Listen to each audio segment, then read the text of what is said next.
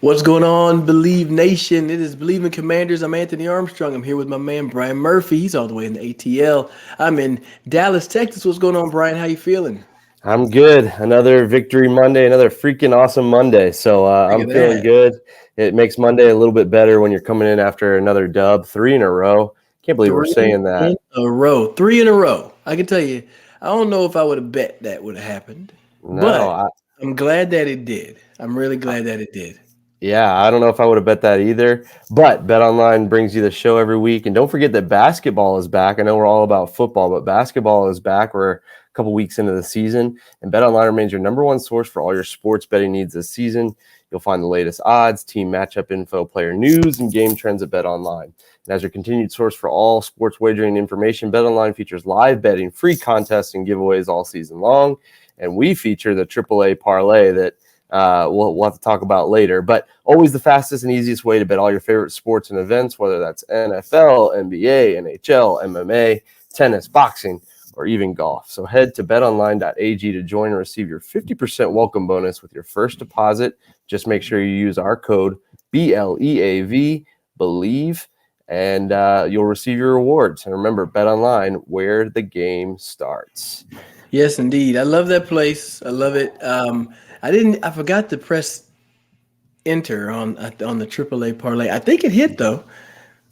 I'd have to go I'm, back I'm and gonna review the say tape, I'm but I gonna think say it it hits hit. every week, but I nobody think can it check hit. us because I forgot to hit download on our episode. I'm failing on that. Anyway, hey, I'm gonna Commanders won three in a row.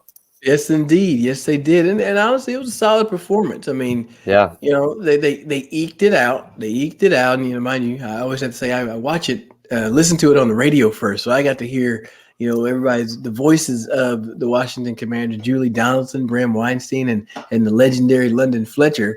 And they had me dancing around my kitchen. So I was yeah. super excited to hear the Commanders get that W.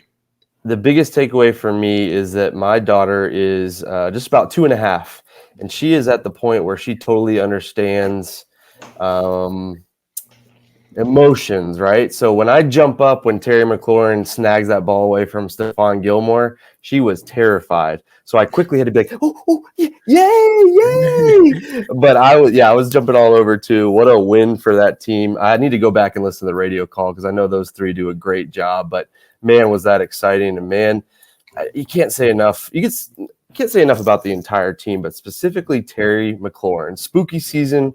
We're recording this on Halloween. Scary Terry came to play. It was a homecoming for him. I think he said he had 70 friends and family in the building, and Yeah, they did not leave disappointed. 17 yeah. was on fire yesterday. Yeah, and he had I think it was a tweet had an interview. Someone had tweeted that Marvin Harrison had approached him before the game and asked him for a picture, and he was saying that it came full circle Wow. that was his favorite receiver. He dressed up as Marvin Harrison multiple Halloweens, and I tweeted I was like, that's my favorite receiver too. Like, oh my gosh, Wow. I love Marvin Harrison, love Terry McLaurin. It's great that you got to meet and he got to show out in front of his hero. That's big, man. That's something that as a kid, Yeah. you never really think is going to happen, but like that's huge. That had to be a very special moment.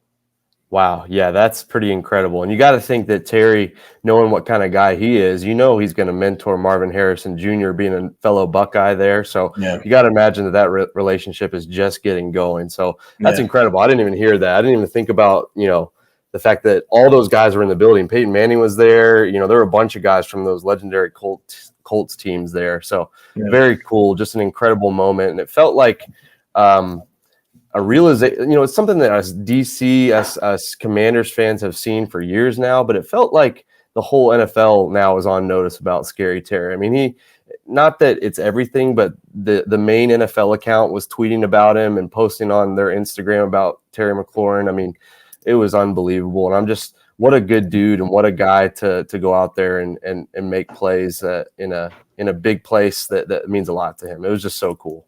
absolutely. He shows up when the lights are bright, and Yeah, even and the one thing that's so impressive to me is that he will show up in that moment, even if he doesn't get it, even if that's his first pass. He's not right, involved until late in the right. game, but he makes the play like he's been in rhythm all the time.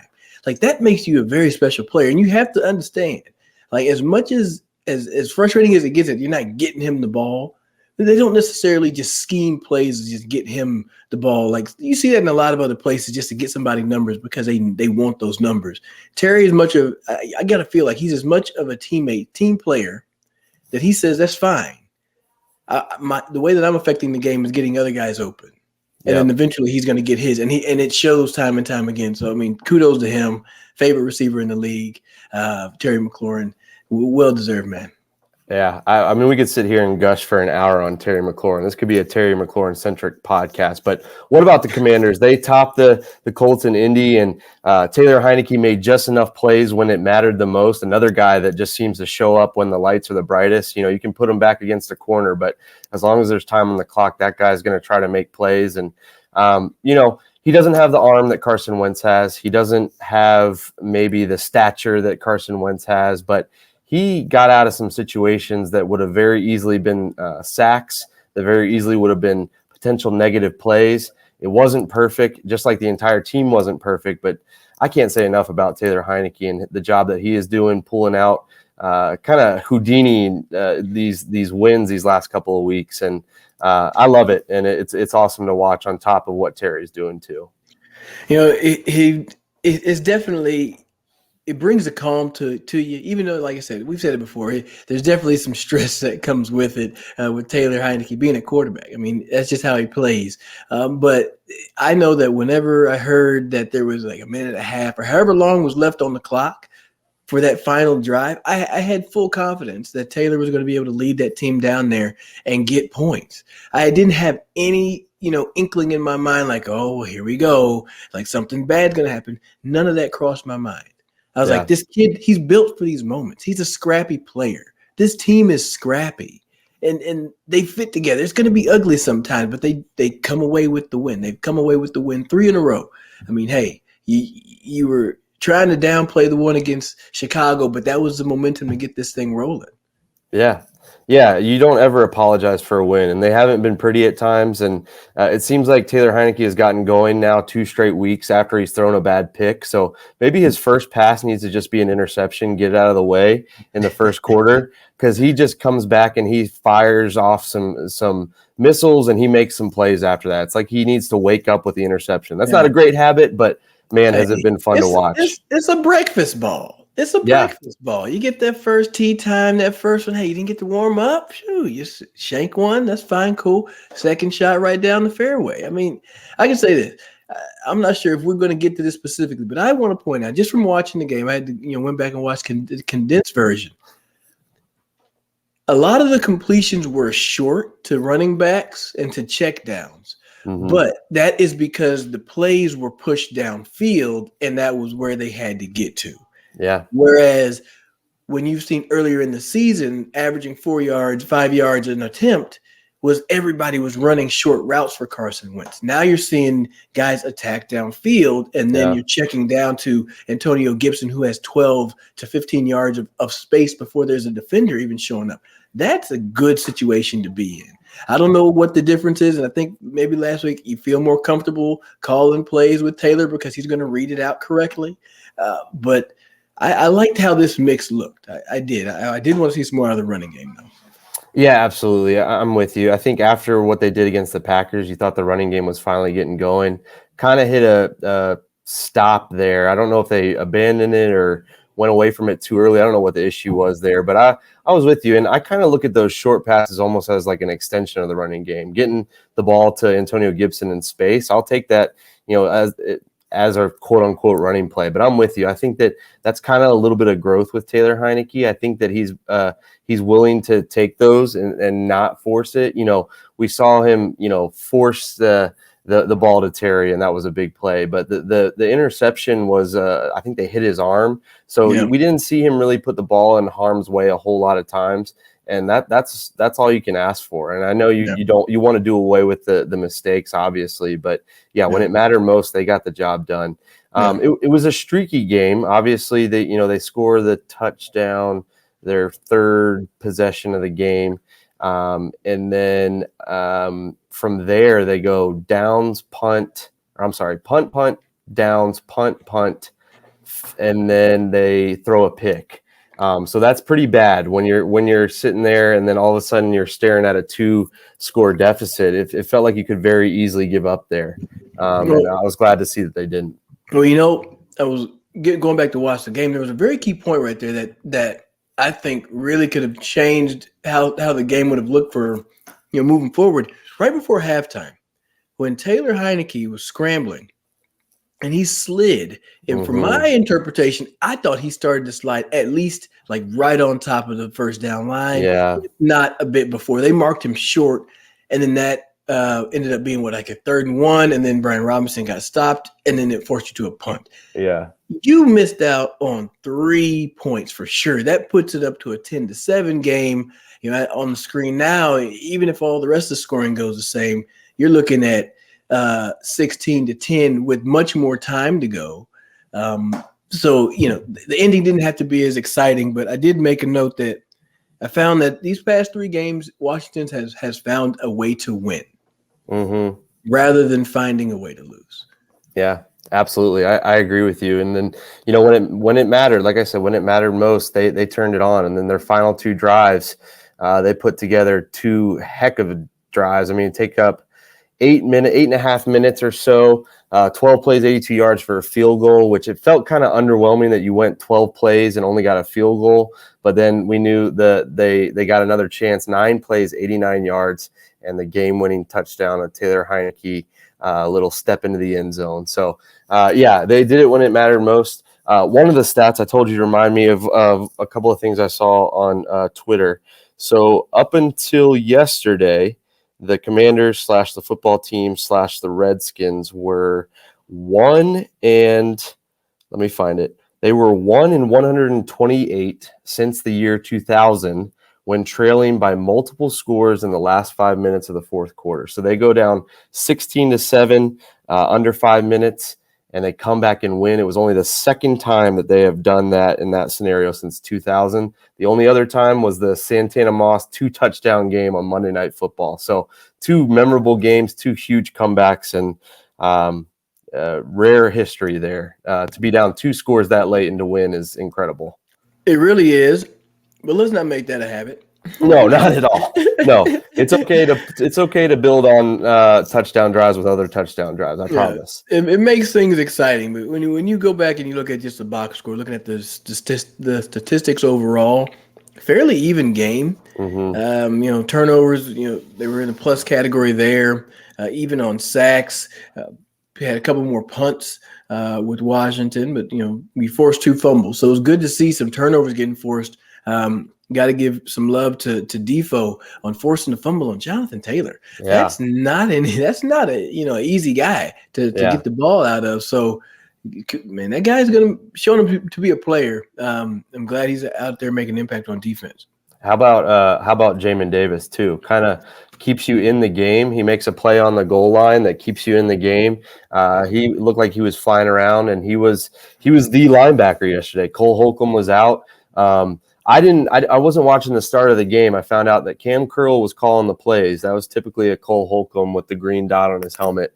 But Jamin Davis was the linebacker, and he made some plays, and he made some things happen. And I really like what I've seen over this last month from Jamin Davis. Good.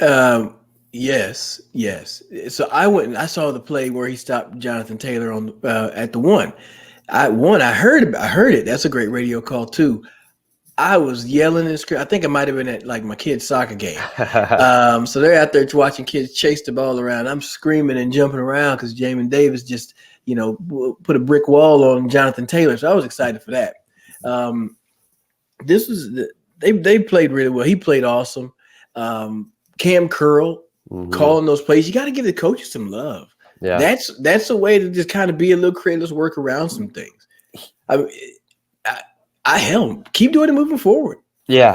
Even when Cole Holcomb comes back, let Cam just be the voice. Well, here was my worry. That's why I asked that. Was I knew Cole Holcomb wasn't playing, and then afterwards I was like, oh wait, that means that somebody else is going to have to call the plays. What I was really nervous was going to happen was I had seen. I think I couldn't watch the first drive or whatever, so I wasn't sure what the defense was doing. I had seen that David Mayo was in the game. And what I was nervous that they were going to do was make John Bostic or David Mayo just the play caller. have him out there just to call the play. So I'm with you. That is a great adjustment by the defensive staff to say, hey, we're not going to limit ourselves. We're going to mix it up a little bit, but we're going to keep our best 11 players on there, because I feel like a couple of years ago they would have put a slow linebacker, a slow veteran linebacker out there just for the leadership quality, and that speaks volumes to what Cam Curl's doing. And I agree with you. A hat tip there to the defensive staff for not getting in their own way. Yeah, I was listening to a post game pod.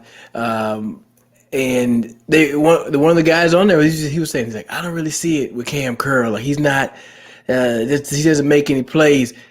Hearing the fact that he's calling the defense, and frankly, we have to say that the defense has probably, the level of defense has improved. Yeah. Since he's been in there, it's been a level of consistency. And he's directing traffic. That's very important. Mm-hmm. I mean, it's not, there are a few safeties in this league that are just outright just ball hawks, and you're going to see them all over the field. I mean, Tyrann Mathieu been one of those guys for a long time. I mean, Jamal Adams, a name that comes up, but he never stays healthy. Right. There's not a lot. Safeties don't really get a chance to make a lot of those plays, but whenever you're the quarterback of the defense and you're getting everybody lined up and everybody's working at one unit, your value is astronomical at that point. Yeah, and I saw that whether it's because of him calling the plays or not, he played all the defensive snaps. And so you're right. It's not, you might not have a huge game, especially as a safety. I mean, you're not going to pull down 8 interceptions. I mean, I think that's only something Ed Reed can do, but you can still impact the game in a bunch of different ways. He was there.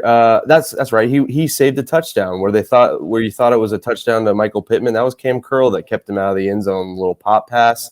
And then he plowed Michael Pittman earlier in the game too. So he definitely made his presence known. So yeah, he's solid. And I don't know, I don't put a whole lot of stock into grades. I think that there's a lot that is missed when you're doing the PFF grades. I think it's a good tool. I don't think it's the end all be all, but Cam Curl is one of the highest rated defensive players in the league. He absolutely has made a difference for this team. And I think, like you said, it's no coincidence that they've been playing better when 31's been out there.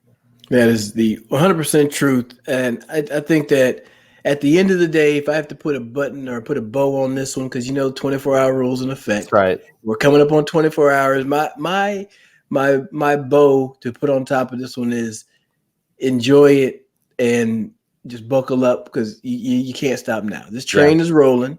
And you got a great chance to do something special. Just keep on stacking them up and just get back to work. Yeah, you want to be taken seriously? Well, here are these next 2 weeks. You got probably the 2 best teams in the NFC coming up. So yeah, you get excited. You're at 500 now. Go make something of it. I'm with you. One thing.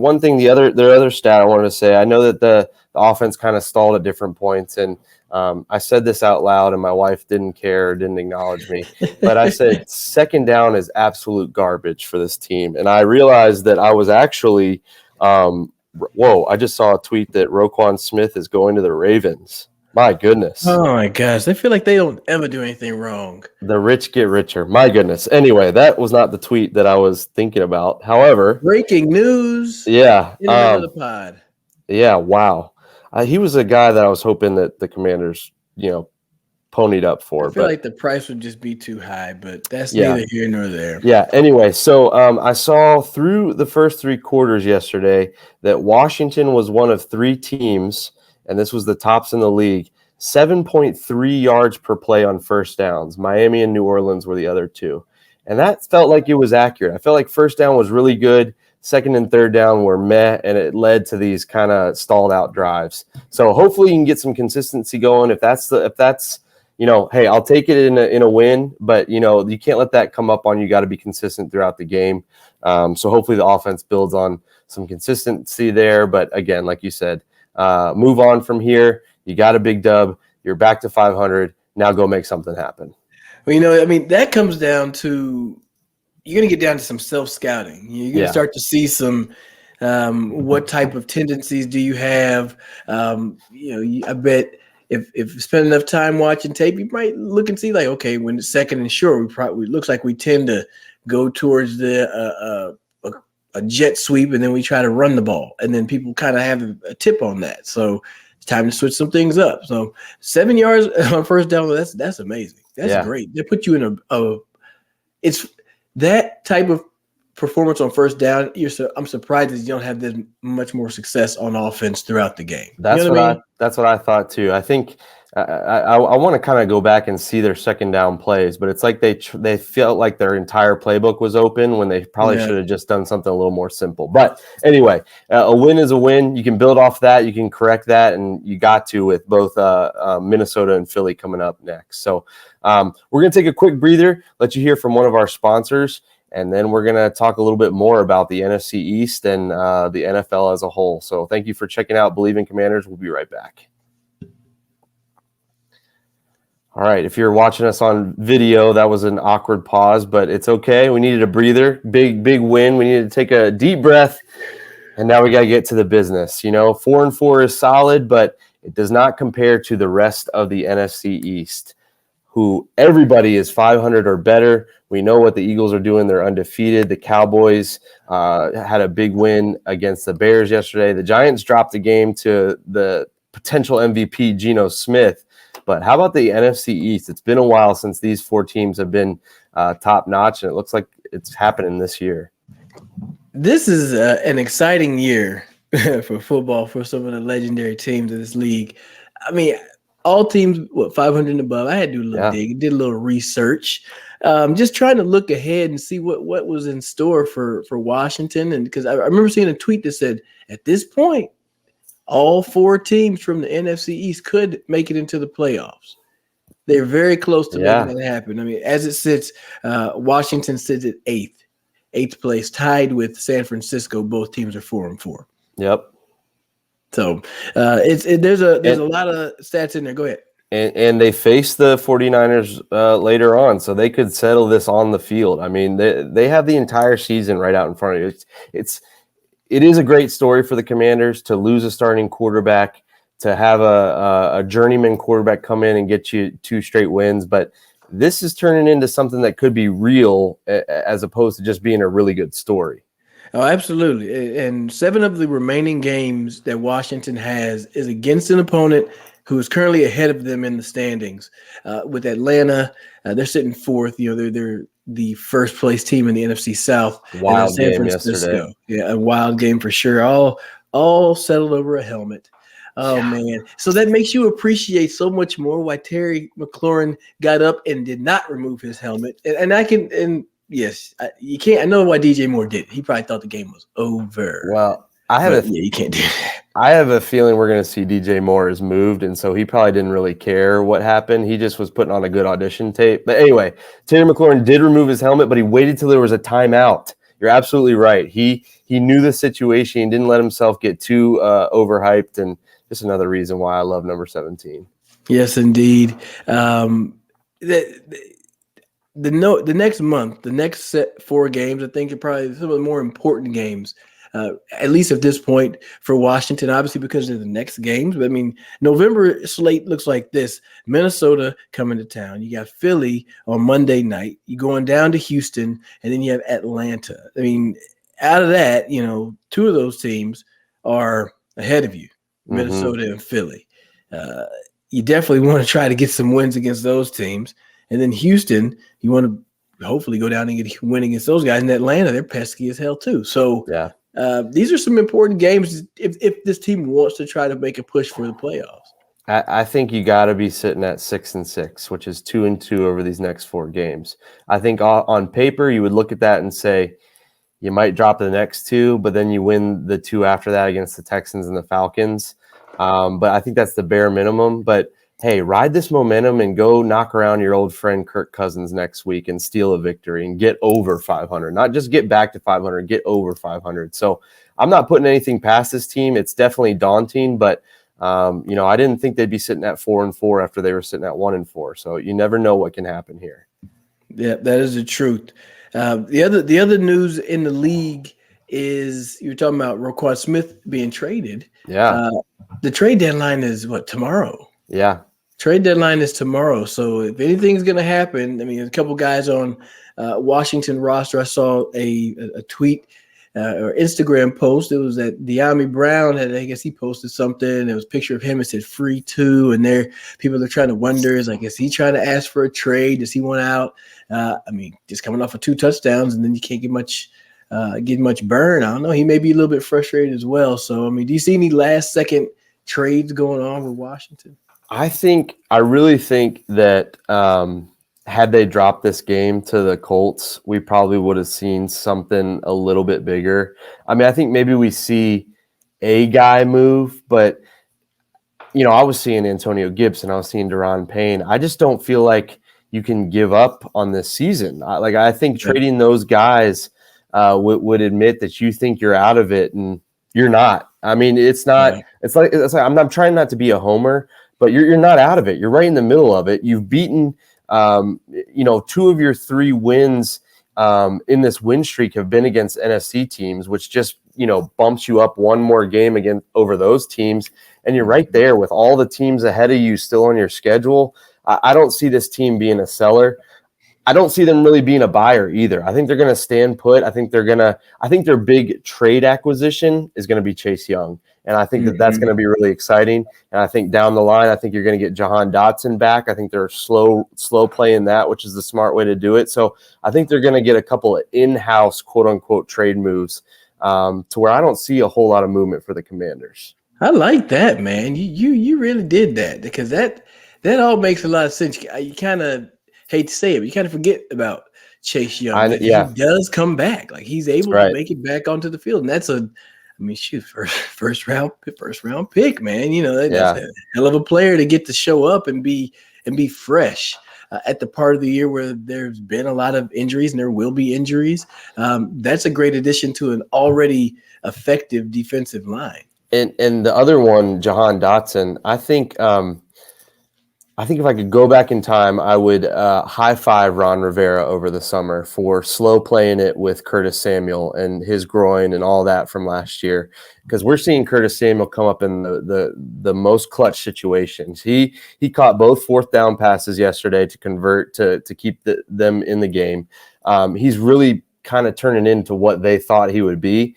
And so I think that he is laying out the blueprint for what they want to do with Jahan Dotson too. You've talked about it since I've started doing this show with you, that those tissue injuries, the hamstrings, those kind of things can linger, and it's better to have Jahan Dotson ready for you in December than have him for a game here, a game there, and being in and out of the lineup. Yeah, if he's not running full speed, then it's not really any point to have him out there. I remember, I pulled my hamstring, and then Mike Shanahan was sitting there looking at me. He's like, "Can you run?" I'm like, "Not as fast as you need me to." Right. And then at that point, there's really no point. There's no point to be out there limping. And but his effectiveness in the red zone, is something that you've seen missing since he's been gone. And it's odd because he's not a big receiver. You'd think he'd be a big 6'5", somebody like that would be the most effective red zone threat. But this guy finds a way to get open in the phone booth. Yeah. And he snatches the ball out of the air. And I'm excited to get him to come back, because he's going to bring some electricity to it, and the attention that Terry's getting and the effectiveness that Terry's been putting up at all 3 levels. Guys are eating.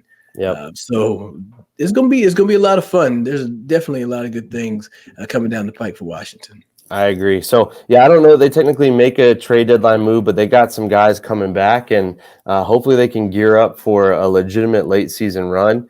But we'll see what goes on across the league. I think we could see a couple of big names moved. Although whenever it feels like it's going to be a big trade deadline, it feels like it kind of fizzles out and is never really too exciting. So it'll be interesting to see what happens over these next couple of days, how the NFC East, how they continue to get better. All 3 of those teams have to feel like they could win the division. So maybe a couple of moves. And so when we do our preview episode later on this week of the Vikings, hopefully we'll have a few juicy trades to talk about. But we'll see what happens, some shaking and shifting along the league. But hey, your Commanders are 4-4 right there with everything in front of them. They're sitting pretty. It's maybe it's not as pretty as you'd like. Yeah. And I can honestly say that would be the Giants are out there, and that's not something that anybody expected. Philly is just going crazy right now, and I don't think anybody expected all of that too. So It's been an interesting year for sure. It's been an exciting season, to say the least. And you got another game tonight on Halloween night that's going down, Cleveland and Cincy. So, I mean, make sure y'all check out Bet Online, because I saw on Bet Online, this is something that's really cool. If you pick a specific game, you scroll. They have they have particular parlays that are laid out that have different odds. So if you want to pick something that has like a super long shot, you can pick it. Yeah, right. It's like, hey, Jacoby Brissett will throw for like 285. I saw this one. He'll throw for 285. Hunter Henry will have 85 yards and a touchdown, and then like one other thing.